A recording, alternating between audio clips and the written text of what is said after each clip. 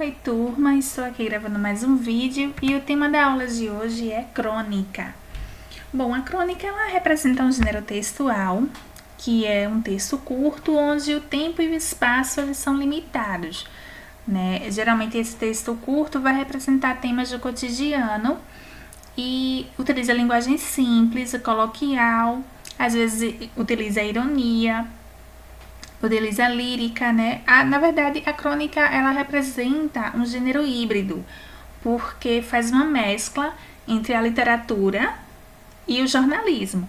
A literatura, quando ela utiliza o subjetivismo, a lírica, e o jornalismo justamente porque tem essa característica do rotineiro, né? De uma notícia que acaba sendo rápida, né? Que acaba sendo atual, que representa aquele curto espaço de tempo. Tá? A crônica ela é um ótimo exemplo para quem tem dificuldade de escrever, porque esse gênero ele incita o narrador a escrever fatos de que ele vivenciou e até mesmo de pessoas próximas a ele, tá? Isso facilita a expressão da escrita. Bom, eu trouxe esse cartoon de Will Eisner, onde tem 3 personagens conversando, tá? Um tema cotidiano. Então nós temos aí o primeiro personagem. O homem era gordo e tinha pernas finas. O segundo, muito gordo? O terceiro, preciso de mais detalhes para poder imaginá-lo. E aí, ao lado, nós temos o primeiro personagem, né, tentando desenhar essa pessoa, esse homem gordo, e diz, viram? O segundo, sim, agora sim. E o terceiro, parece o meu tio. Conheço bem o tipo. Bom, nós percebemos aí nessa conversa, nesse diálogo entre os personagens, que eles estão falando sobre um homem gordo que o primeiro personagem visualizou. Então, é algo que é específico daquele período, daquele tempo. É algo cotidiano, algo comum. E aí ele tenta desenhar para tentar didatizar sua explicação. E o terceiro personagem, ele já relacionou esse homem gordo, com pernas finas, ao seu tio, né? Que é alguém que ele conhece. Então a crônica vai trazer essa característica também, de você tentar didatizar, de você tentar trazer uma linguagem simples para relatar, para narrar uma história atual. Bom, aqui eu trouxe a definição do que significa crônica e como foi o surgimento dela. Então vamos ler. A palavra crônica, em sua origem, está associada ao vocábulo cronos, do grego, ou cronos, do latim, que significa tempo. Para os antigos romanos, a palavra crônica designava o gênero que fazia o registro de acontecimentos históricos, verídicos, na ordem que aconteciam, sem pretender se aprofundar neles ou interpretá-los. Com esse sentido, ela foi usada nos países europeus. A crônica contemporânea brasileira, também voltada para o registro jornalístico do cotidiano, surgiu por volta do século XIX, com a expansão dos jornais no país. Nessa época, importantes escritores, como José de Alencar e Machado de Assis, começam a usar as crônicas para registrar de modo ora mais literário, ora mais jornalístico. Olha aí, percebam aí essa questão do hibridismo da crônica, né, entre a literatura e o jornalismo. Continuando, os fatos corriqueiros de seu tempo. É interessante observar que as primeiras crônicas brasileiras são dirigidas às mulheres e publicadas como folhetins, em geral na parte inferior da página de um jornal. Ou seja, como vocês podem perceber, as mulheres representavam a maior parte do público leitor dessa crônica, era quem consumia, né, essa leitura. E também a crônica surgiu no século XIX dentro de um jornal. Daí que essa questão do rotineiro, do cotidiano, está tão exacerbada na crônica. Bom, agora nós vamos perceber quais são as características desse gênero textual. A primeira vai representar o quê? Segue um tempo cronológico determinado. Bom, a crônica ela vai representar um texto curto, como eu já falei, onde o tempo e o espaço são limitados, tá? Como eu falei, o gênero crônica vai trazer essa questão do rotineiro, do cotidiano, então acaba sendo algo breve, né? O tempo dela é breve. Tá? A crônica ela é uma ótima dica para você praticar a redação. Porque, principalmente para aquelas pessoas que têm dificuldade de escrever, né? De escrever textos. Porque ela vai apresentar uma linguagem coloquial, né? De uma forma informal. Vai representar fatos do cotidiano. Então, o narrador, né, o escritor, ele vai escrever sobre coisas que ele vivenciou, sobre pessoas próximas, né? Então isso facilita sim a expressão.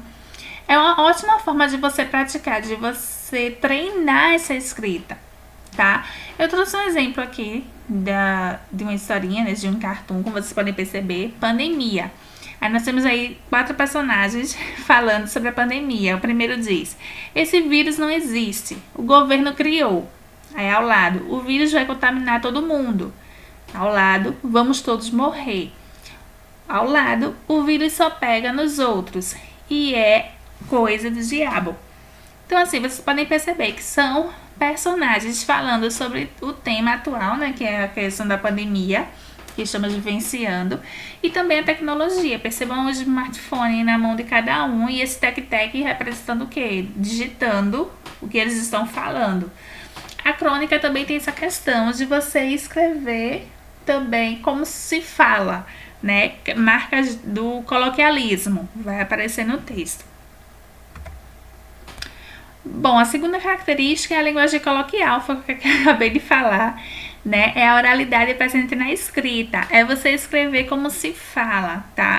As marcas da oralidade, representando até mesmo como fala de personagens.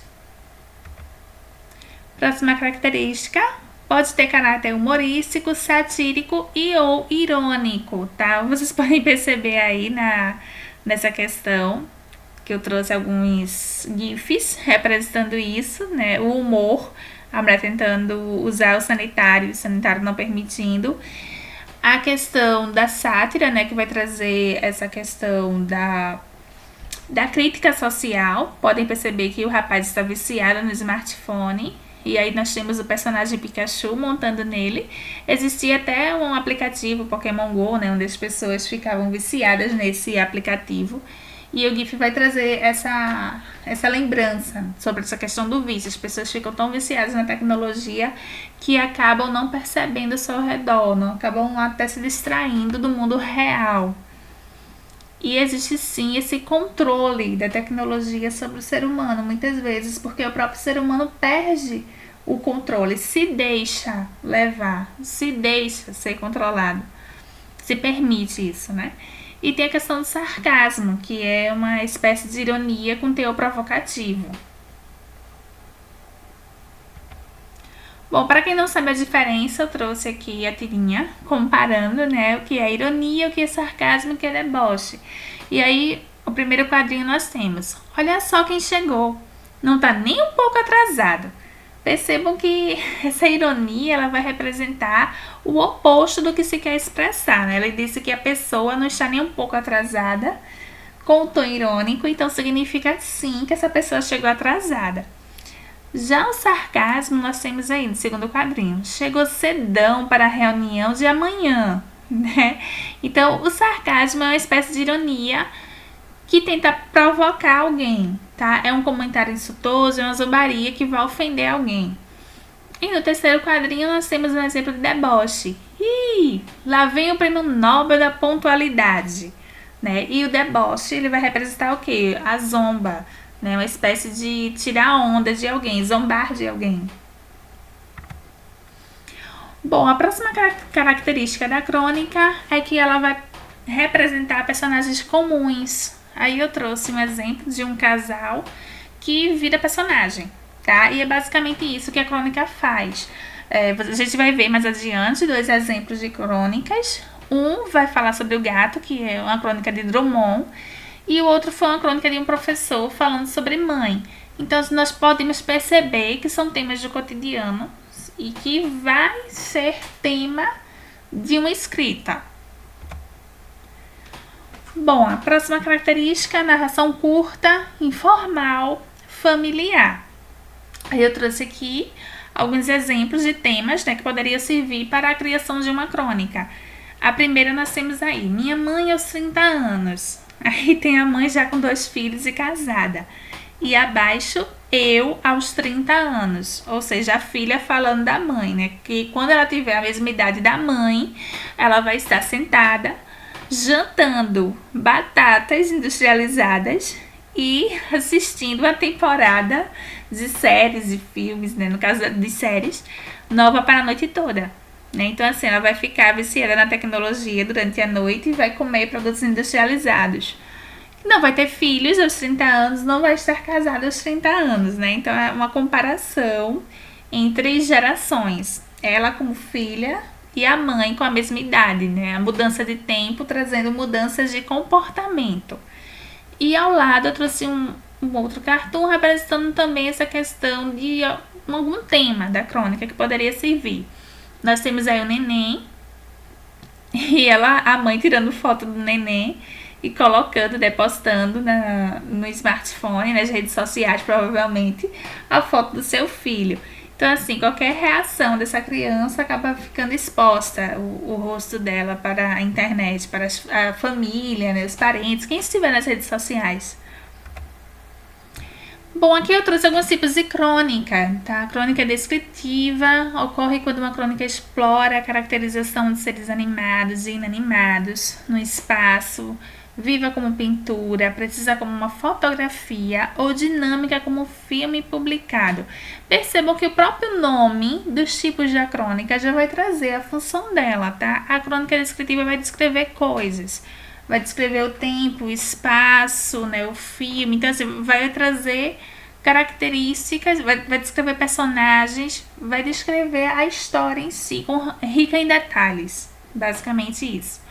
A crônica narrativa tem por eixo uma história, o que aproxima do conto. Né? No caso, todos os tipos de crônica é uma espécie de narração. A crônica dissertativa vai expressar a opinião explícita com argumentos mais sentimentalistas do que racionais. A crônica narrativa descritiva é quando uma crônica explora a caracterização de seres, descrevendo-os, e ao mesmo tempo mostra fatos cotidianos. Então é a mistura da descritiva, que vai ser rica em detalhes, com a narrativa, que vai focar mais na narração da história. Temos a crônica humorística, que vai apresentar uma visão irônica ou cômica dos fatos apresentados. Temos a crônica lírica, que é a linguagem poética e metafórica. Nós vamos ver um exemplo disso com Carlos Drummond de Andrade, daqui a pouco. Tá? No geral, as emoções do escritor, que é justamente na crônica de Drummond, ele vai trazer essa ideia do narrador-personagem, narrando seu sentimento por causa da perda de um gato. Nós temos a crônica poética, né, apresenta versos poéticos em forma de crônica. Nós temos a crônica jornalística, a apresentação de fatos particulares, de notícias ou fatos sobre cotidianos. E nós temos a crônica histórica, que é baseada em fatos reais ou fatos históricos. Bom, a próxima característica da crônica é apresentar um narrador observador ou narrador personagem. Nós já discutimos isso em aula, né? Eu trouxe aqui 2 GIFs para tentar representar qual seria a diferença. Percebam que o primeiro GIF nós temos aí uma personagem coçando o olho e dizendo, né, dormir é grátis, o que custa é levantar. Ou seja, se fosse uma história isso aí, a narradora, que seria a pessoa que fala, que está narrando a história, ela está falando dela mesma. Então, ela está narrando uma história e sendo personagem dessa história, tá? Mas ao lado nós temos um outro GIF que é um senhor escrevendo, está narrando a história, está dissertando, enfim, escrevendo algo sobre alguém. Então, ele seria uma espécie de narrador observador, que é aquele narrador que apenas está contando a história, mas ele não se inclui, tá? O narrador observador conhece tudo, conhece o tempo, o espaço, cenários, personagens, mas ele não é o personagem da história. Ele é apenas aquela pessoa que está contando a história, tá? Voltando ao primeiro GIF, seria o narrador personagem, porque além de narrar a história, além de conhecer todo o cenário, o tempo, personagens e tudo, ele também se incluiria como personagem.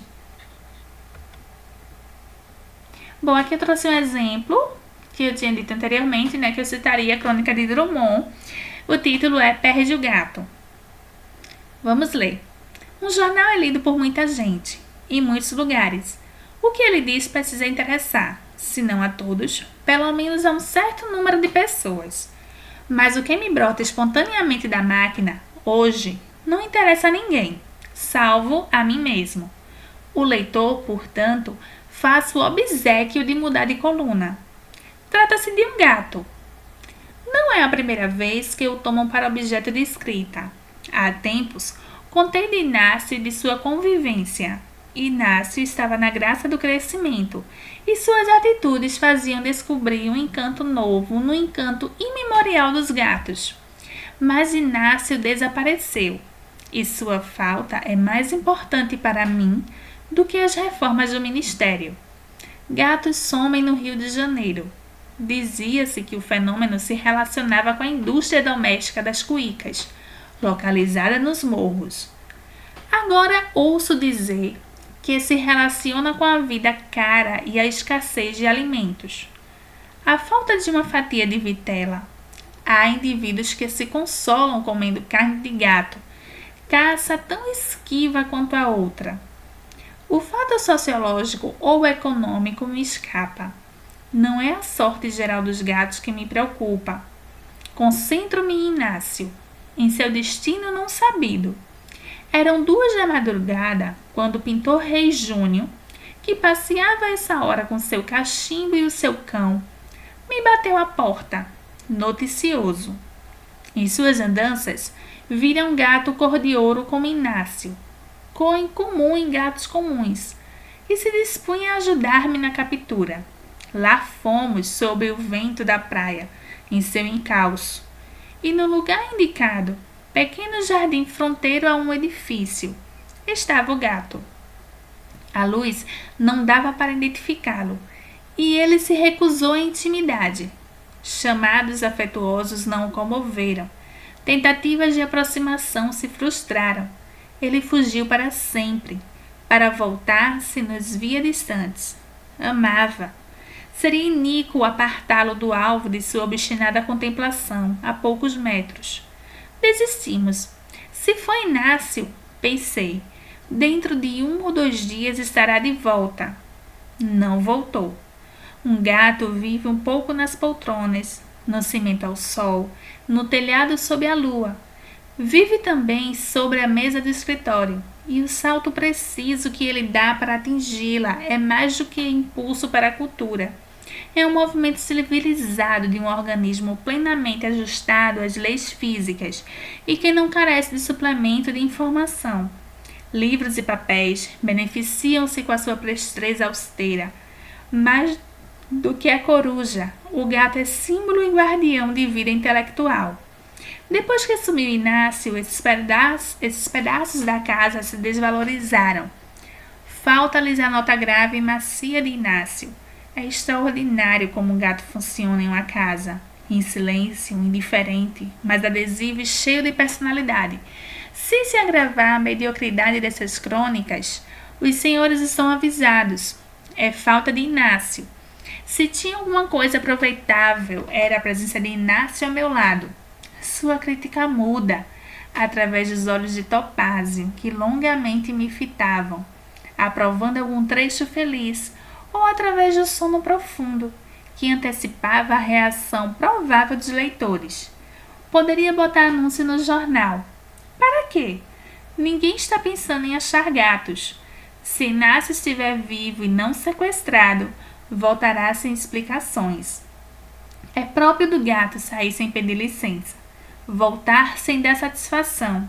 Se o roubaram, é homenagem a seu charme pessoal, misto de circunspecção e leveza. Tratem-no bem, nesse caso, para justificar o roubo, e ainda porque maltratar animais é uma forma de desonestidade.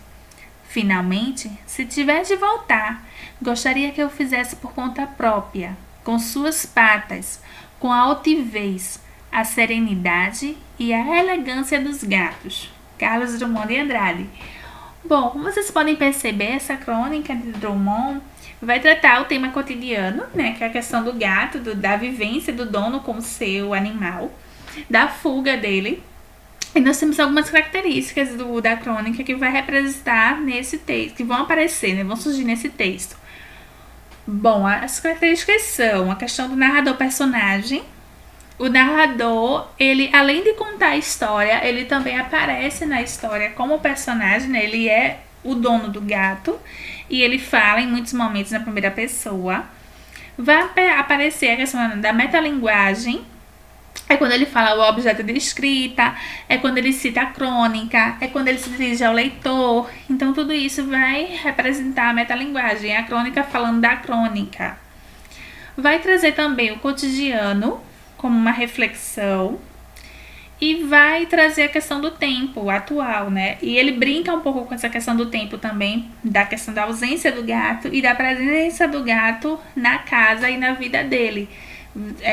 O leitor ele consegue perceber essa questão da relação do antes e depois da presença do gato na casa desse narrador. Bom, a próxima crônica é essa de Nilson Latari. O título é Crônica do Amor de Mãe. Eu não trouxe a crônica inteira, tá? Mas aí vocês conseguem pesquisar na internet, é fácil de encontrar. Eu trouxe só um trecho. Nós temos aqui: em que momentos podemos surpreender uma mãe exercendo seu melhor predicado? Nunca havia pensado nisso. Uma mãe, afinal, é uma mãe. Quando nasce o filho, quando cuida do filho, quando ele adoece, ou quando não está doente, quando vê com lágrimas nos olhos a entrada no primeiro dia da escola, quando defende com garra por motivos justos ou injustos, luta incondicionalmente e custa admitir o erro do filho ou salta de alegria com seus acertos. Pobre ou rica, instruída ou não, as mães em um determinado momento ficam iguais, fãs irrequietas com o sucesso dos filhos, por mais prosaica que seja a homenagem. Para as mães, um pequeno pedaço de glória é um motivo de comemoração. Palmas e sorrisos quase congelados, nervosos. Bom, nessa crônica, o Nilson, ele vai trazer o tema cotidiano, que é a questão da mãe, e da reação da mãe perante seu filho, né? Ele compara essa mãe, descrita na crônica, como a representação de todas as mães. Que ele quis dizer que todas as mães, em algum momento da vida, acabam sendo iguais, acabam tendo atitudes semelhantes perante o seu filho, né? A questão de você torcer para que seu filho melhore, para que seu filho conquiste coisas boas, para que seu filho seja uma pessoa melhor. Bom, para finalizar a aula, você vai esse exercício proposto para vocês elaborarem uma crônica sobre o Dia das Mães, tomando como exemplo o texto acima, que é esse, né, do Nilson Latari.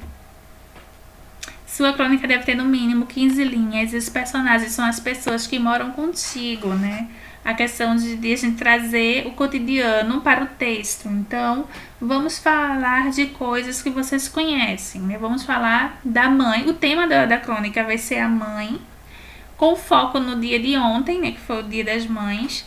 Então, vocês vão retratar trazendo essa questão, pode trazer a questão da oralidade, pode trazer a linguagem informal, pode trazer a questão do humor, tá? Vai ficar livre para vocês. Vocês podem escolher também se vão querer ser narrador observador, narrador personagem, tá? Mas o tempo, vamos pensar no ontem, que foi a comemoração, tá?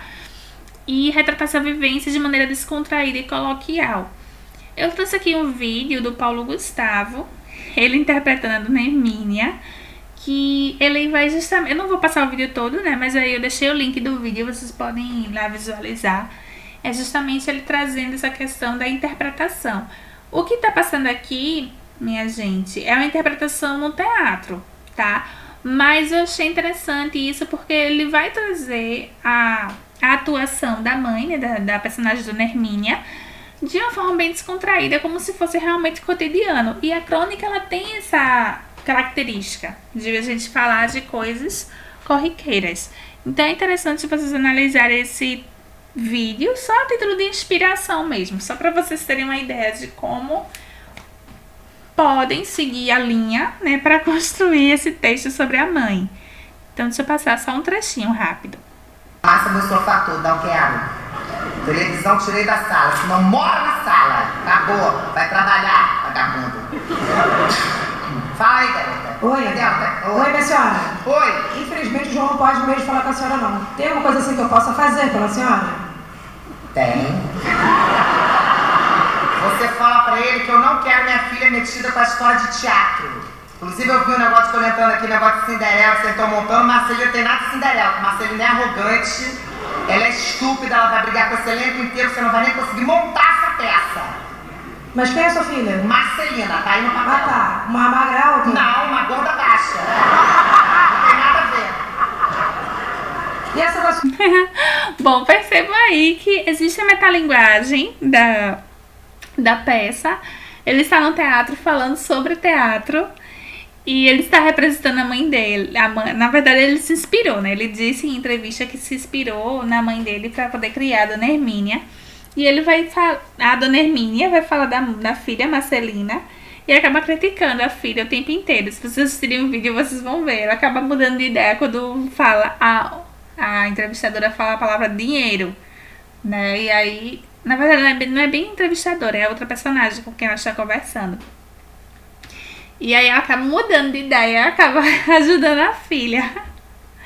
Bom, é só uma ideia de como vocês poderiam falar na crônica, né? Escrever sobre a mãe de vocês de uma maneira mais livre. Tentem escrever um texto de uma forma descontraída, porque eu acho que é interessante a gente pensar sobre a mãe dessa forma, tá? De uma maneira leve. Bom, a fonte de pesquisa e também uma dica de leitura é esse livro, A Ocasião Faz o Escritor, Caderno do Professor, Orientação para a Produção de Textos.